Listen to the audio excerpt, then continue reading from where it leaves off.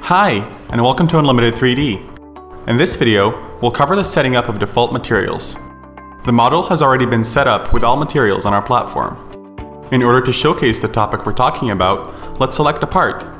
As you can see, the material assigned to it is already set as default. If we go to the Publish screen and open the model as a 3D viewer, we will see that the material is already applied and visible.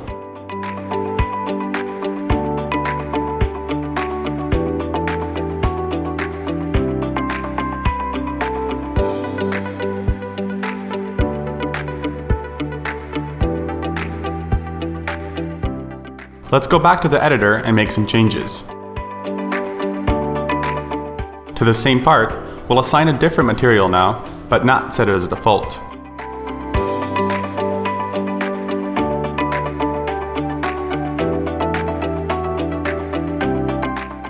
After we save and republish it, let's check the model again.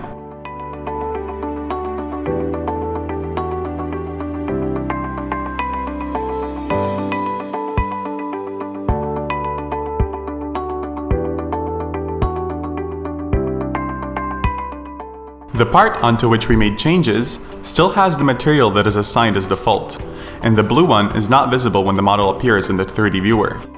As we now want the blue material on that part, we will go back to the editor and make it default.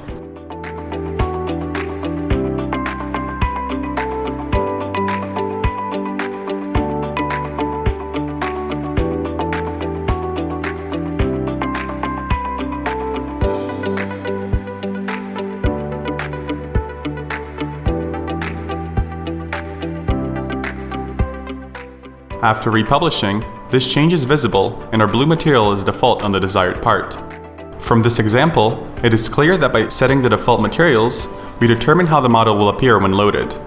In the case of creating a 3D configurator, when one part may have several materials intended for making different configurations, the first loaded material on each part will always be the material set as default.